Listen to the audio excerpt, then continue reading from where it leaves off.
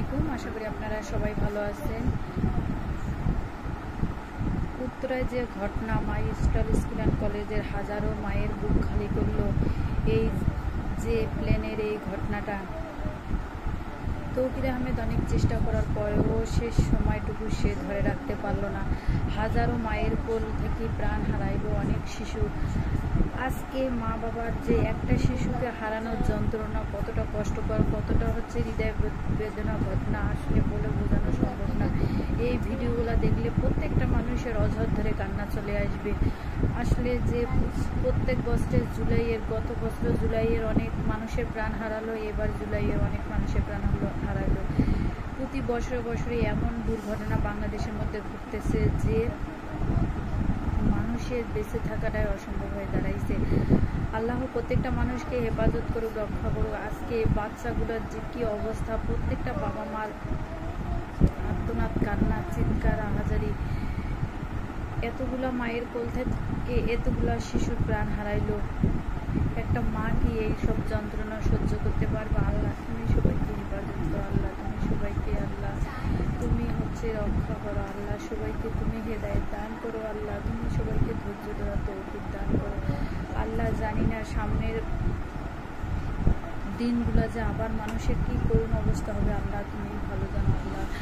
আল্লাহ সবাইকে তুমি হেফাজত করো। আজকে অঝর ধরে এই শিশুগুলার যে কান্না, যে অনেক বাচ্চাকে খুঁজেই পাওয়া যাচ্ছে না, কতগুলো বাচ্চা যে মরে গেছে। কিন্তু এখন যারা হসপিটালে আছে, আল্লাহ তুমি তাদেরকে তাড়াতাড়ি সুস্থতা দান করো। আল্লাহ তাদেরকে তুমি যে কোনো ওসিলায় হেফাজত করো। আল্লাহ তাদের আগের মতো পূর্ণ স্বাভাবিক চেহারা ফিরে দান করো।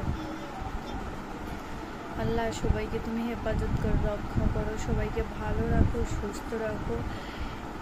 আল্লাহ এটাই তোমার কাছে চাওয়া পাওয়া। আর কি বলবো বলে বুঝাইতে পারতেছি না, আমার মুখের ভাষাও যেন হারিয়ে গেছে। এইসব ভিডিও দেখতে দেখতে মানে খাওয়া দাওয়া তো বন্ধ হয়ে গেছে। আর যে দুঃখ কষ্ট, এই মাগুলা কিভাবে ঘুমাবে রাতে, এই বাবাগুলা কিভাবে রাতে ঘুমাবে, এই আত্মীয় স্বজন পরিবারজনরা কিভাবে ঘুমাবে রাতে। তবে তৌকির আহমেদ সেই নিঃশ্বাসটুকু দিয়ে বুঝাইতে চাইল যে সে অনেক চেষ্টা করছে। আল্লাহ তুমি তারও জান্নাত দান করিও। আল্লাহ প্রত্যেকটা শিশু আল্লাহ অকালে মৃত্যু হয়ে গেল, আল্লাহ তুমি সবাইকে আল্লাহ ভালো রাখো, সুস্থ রাখো।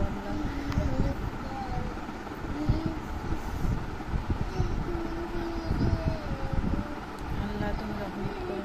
একজন মাই জানে যে তার সন্তান হারানোর যন্ত্রণাটা যে কত কষ্টকর।